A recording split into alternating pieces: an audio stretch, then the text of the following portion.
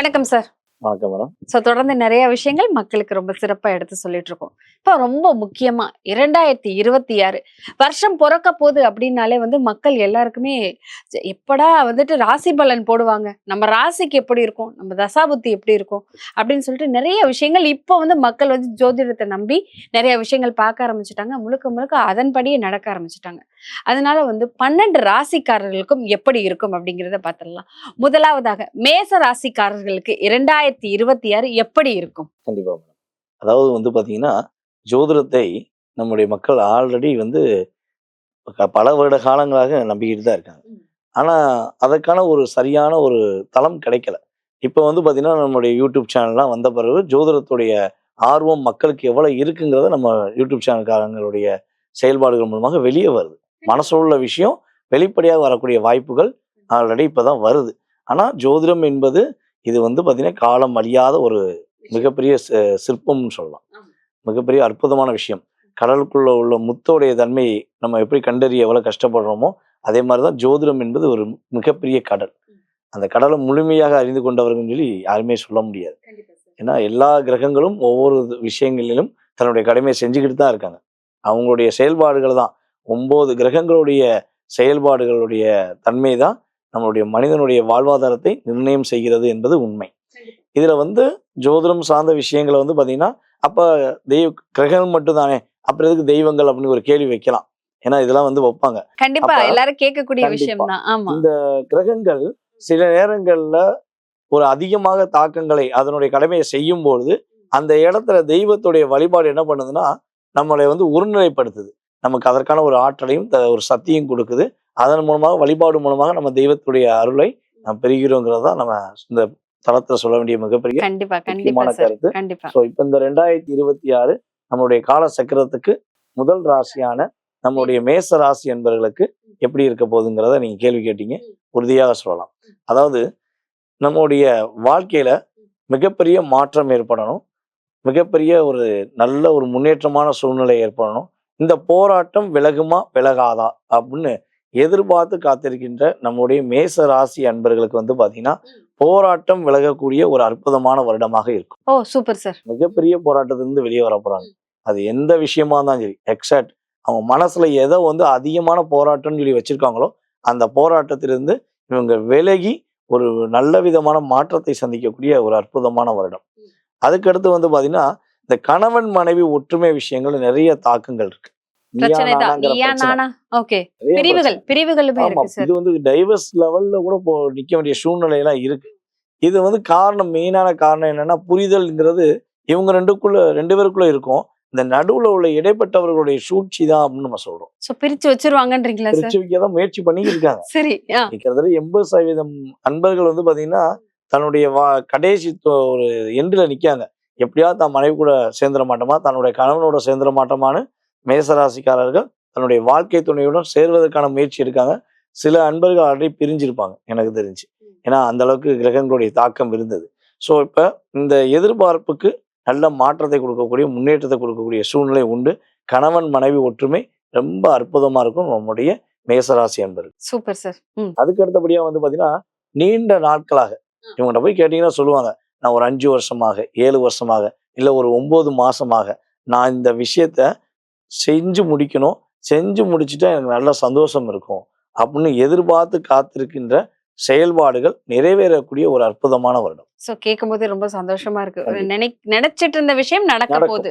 ரொம்ப நாட்களாக, ரொம்ப வருடங்களாக அப்படிங்கிற ஒரு வார்த்தையை உபயோகப்படுத்திக்கணும். அவங்க இப்ப நினைச்சேன் அப்படிங்கிறத விட ரொம்ப நாளைக்கு முன்னாடி நினைச்சேன், இதை நடத்தி காட்டணும்னு என் மனசுக்குள்ள இன்னும் வச்சுக்கிட்டே இருக்கேன். அது நடந்துச்சுன்னா சந்தோஷமாங்கல்ல, அந்த சந்தோஷம் அவங்களுக்கு ஒரு நிலையாக கிடைக்கக்கூடிய ஒரு அற்புதமான வருடமாக இருக்க போது. அதே போல மேச ராசி அன்பர்கள்ல யாரெல்லாம் வீடு கட்டணும், வீடு கட்டி வாழணும், சொந்தமா வாழணும் அப்படின்னு ஆசைப்படுறாங்களோ அவங்களுக்கு வீடு கட்டக்கூடிய பாக்கியம் உண்டு. இது நம்ம மேசராசிக்காரங்களுக்கு ஒருத்தவங்க ஒரே ஒரு விஷயம் சொல்லலாம். அப்பா வீடு இருக்கும், அம்மா சொந்த வீடு கொடுத்துருப்பாங்க, அல்லது மனைவி மூலமாக ஏதாவது வீடு வந்திருக்கும். ஸோ எந்த வீடுகள் வந்தாலும் அவங்க தன்னுடைய வார்த்தையில தான் வீடு சொல்ல மாட்டாங்க. தன்னுடைய உழைப்பின் மூலமாக, அது மேசராசி ஆண்களாக இருந்தாலும் சரி, நம்மளுடைய மேசராசி பெண்களாக இருந்தாலும் சரி, தன்னுடைய உழைப்பின் மூலமாக கெட்ட வீடை மட்டும் தான் தான் சொந்த வீடு வார்த்தை யூஸ் பண்ணுவாங்க. இது மேசராசிக்காரங்களுடைய இயல்பான குணம். எனக்கு வீடு இருக்கு, ஆனா அது என் வீடானா எங்க அப்பா வீடு, எங்க அம்மா வீடுன்னு தான் சொல்லுவாங்க. ஆனா எனக்குன்னு ஒரு வீடு கட்டுவேன்னு ஒரு ஆள் மிகப்பெரிய ஆழமாக ஒரு மனசுக்குள்ள வச்சிருக்கவங்களுக்கு அதற்கான ஒரு வழிகாட்டுதல், அதற்கான ஒரு செயல்பாடுகள் இந்த வருடம் நடக்க போகுது. தன்னுடைய உழைப்பின் மூலமாக வீடு கட்டக்கூடிய பாக்கியம் உண்டு. சில அன்பர்கள், மேசராசி அன்பர்கள் லோன் போட்டு வீடு கட்டுவதற்கான சூழ்நிலை எல்லாம் உண்டு. இவெல்லாம் ட்ரை பண்ண எப்படினாலும் வீடு கட்டுவாங்க வீடு கட்டுவாங்க. மேசராசிக்காரர்கள். கண்டிப்பா அதுக்கான ஓகே. வாய்ப்பு ரொம்ப சூப்பரா இருக்கு. சில நேரங்கள் ட்ரை பண்ணியிருப்பாங்க லோனுக்கு. அப்பலாம் ஏதாச்சும் ஒரு காரணத்துக்காக டிஸ்கரேஜ் ஆகிருக்கும். ஆனா இந்த வட்டம் கண்டிப்பா அவங்களுக்கு கிடைக்கும். அதுல சிறப்பான ஒரு தன்மையை நம்மளுடைய மேசராசிக்காரங்க பெற போறாங்கன்னு சொல்ல முடியும். பண வரவுகள் கொஞ்சம் நன்றாக இருக்கும். பண வரவுகளோட சிக்கல்கள், கஷ்டங்கள்லாம் விலகி அவங்களுக்கான ஒரு தேவைக்கான பணங்கள் உறுதியாக கிடைக்குங்கிறத நம்ம தெளிவா சொல்லலாம். எந்த விஷயத்துல கவனமா இருக்கணும் அவங்க?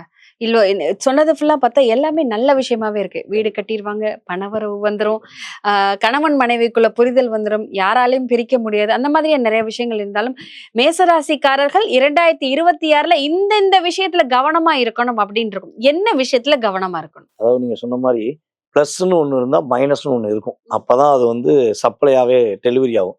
ஒரு கரண்ட் வேணும்னா பிளஸ்ஸும் வேணும், மைனஸும் வேணும். அப்போ மைனஸ நம்ம பயன்படுத்துற விதம்னு சொல்லி இருக்கு. அதுதான் கவனம் அப்படின்னு நம்ம சொல்றோம். அப்ப எச்சரிக்கையா இருக்க வேண்டிய விஷயங்கள் வந்து பார்த்தீங்கன்னா, இப்ப நம்ம கடன் வாங்கலாம்னு சொன்னோம். அப்ப கடன் வாங்குறதா இருந்தா, வீடு கட்டுவதாக இருந்தா கடன் வாங்கலாம்.